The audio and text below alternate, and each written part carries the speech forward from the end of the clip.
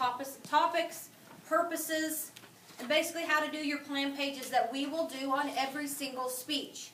I'm going to give you a sample plan page that are sample plan pages from our first 2 speeches and talk about the ways that you're going to do it.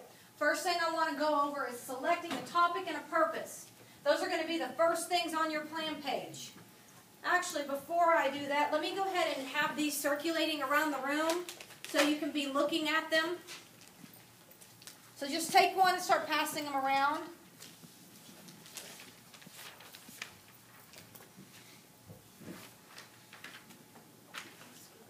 Okay, first thing we're going to do is talk about your general purpose.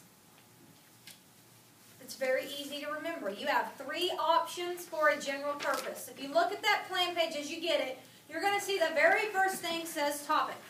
That's what yours is going to do. Topic, whatever your topic is. Okay? The next thing is going to be a general purpose. There are 3 options. Your options are either to inform, to persuade, or to demonstrate. You have 1 persuasive speech, and you have 1 demonstration speech. So what does that mean? All of your other speeches are going to be to inform. So every single plan page that you have, until we get to the end of the semester, the persuasive and the demonstration speech, your general purpose will be to inform. Not to tell or to explain, to inform. Every single time. So simple enough.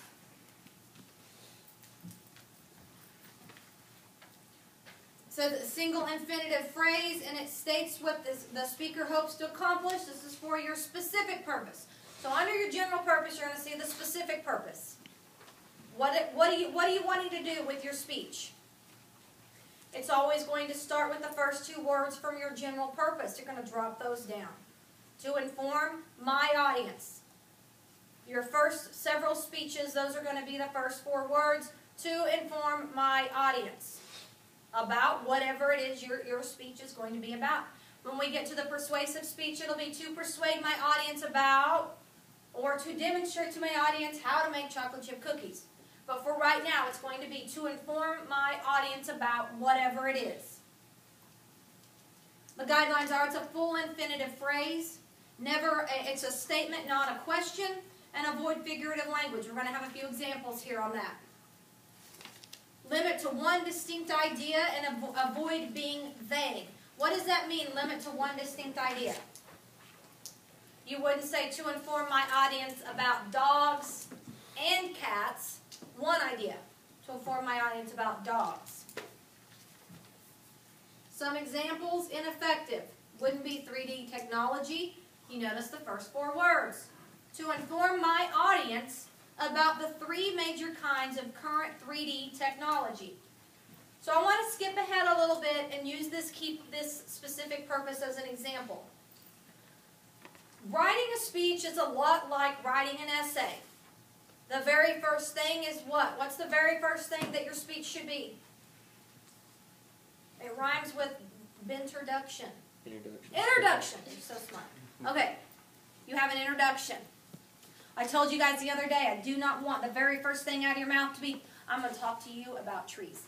I'm going to give you a speech about trees. That is not the first sentence of your speech. You need to have an introduction that slowly leads into your topic, just like if you were writing an essay. Okay? When you get to them, we're going to go over this. We're going to get to this in a minute. What is the last sentence of an introduction called? A thesis. In speech, it's called a central idea. And then you're going to have key points. When you write an essay, those are called body paragraphs. In a speech, it's called a key point. This right here is setting it up to have 3 key points. I'm going to tell you about 3 kinds of technology. 1, 2, and 3. Those are going to be your key points. We're going to have more examples. So if you have questions, hold on to them. Okay, never a question. What is Dia de los Muertos? And I probably butchered that pronunciation of that. So, to inform my audience, you know his first 4 words, about the history of this celebration. Okay, this one is for a persuasive speech. This is about figurative language, and you got to be careful when you do this, especially when you get to the persuasive, and that's why this is a persuasive example. To persuade my audience that campus policy on student parking really stinks. Better? To persuade my audience that campus policy on student parking should be revised to provide more spaces for students before 5 p.m. More specific. It's called a specific purpose. Be specific. One distinct idea, we kind of talked about this, to persuade my audience to become literacy tutors and to donate time to the Special Olympics. Welcome. Choose one. Either one. To persuade my audience to become literacy tutors or to persuade my audience to donate time to the Special Olympics. Avoid being vague. To persuade my audience that something should be done about unsafe school buses. If you were to present that to me, I'd say, what is your something? That's very vague. To persuade my audience that the federal government should impose stronger safety standards for school buses in the United States. Thank you. Very specific.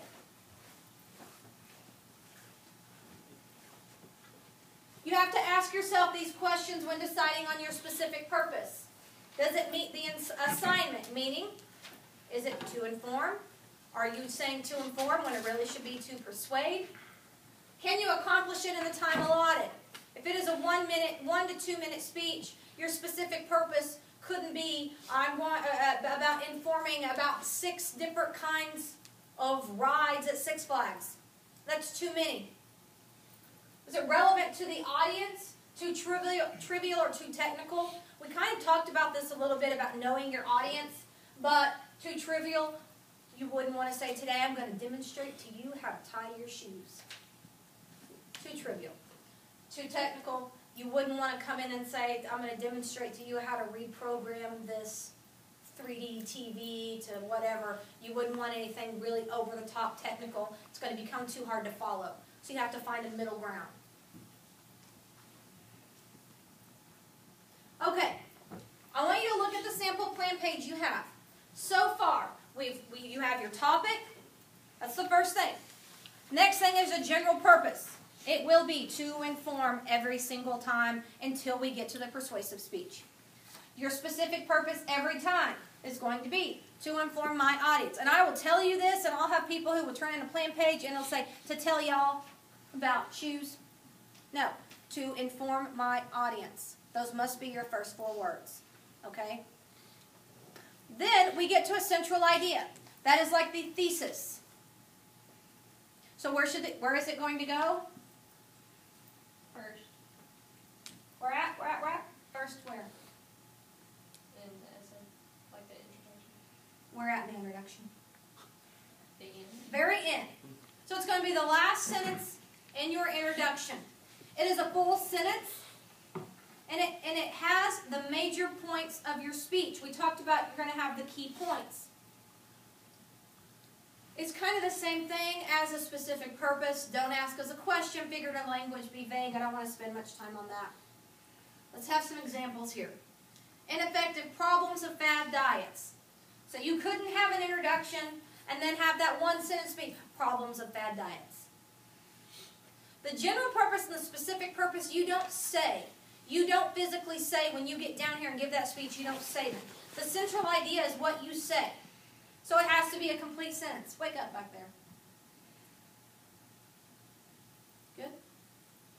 Who, me? Yeah. I'm not asleep. Okay. Just making sure. Oh, okay. All right. Okay, more effective. Although fad diets produce quick weight loss, they can lead to serious health problems by creating deficiencies in vitamins and minerals. That would be one key point. And by breaking down muscle tissue as well as fat. That central idea is set up to have 2 key points.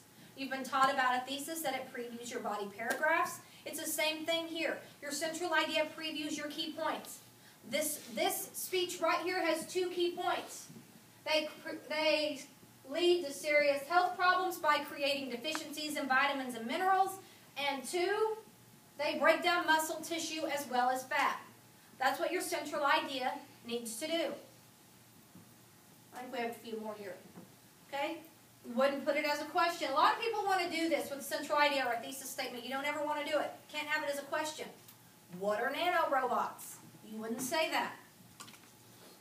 Microscopic in size, nanorobots are being developed for use in medicine, weaponry, and daily life.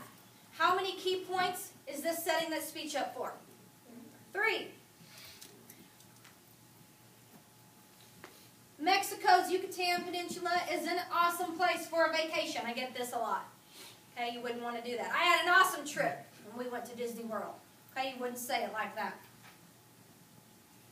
Mexico's Yucatan Peninsula has many attractions for visitors, including a warm climate, excellent food, and the Mayan ruins. So how many key points do we have?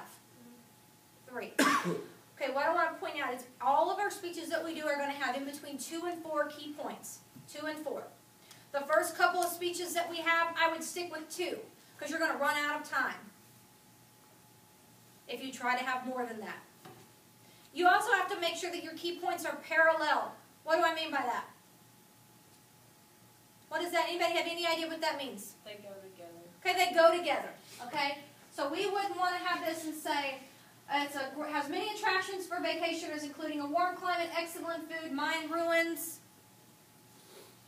and I want to tell you a story about my first day there. Okay? That doesn't fit. You have to make sure your key points are parallel. Avoid being vague. Same things with your specific purpose. Paying college athletes a monthly salary is a good idea. How could that be more effective? Anybody have any ideas, suggestions? I take that as a no. How about this? Oh, yeah? That's what you were going to say, isn't it? I Paying like college that idea. athletes in revenue-producing sports such as football and basketball generate millions of dollars in revenue for their school. The NCAA shall allow athletes to receive a $300 monthly salary as part of their speeches as they move scholarships. That doesn't make sense. It does not make sense at all. Okay, just pretend that didn't happen. I like that idea though. This is the, Yeah. as part of their speeches, as they move scholarships. I think that's an error in the CD-ROM. This came with the textbook. I did not make that up. Okay. How could we make that better? Maybe they knew I was asking you guys to give an example. How could you make that a good central idea?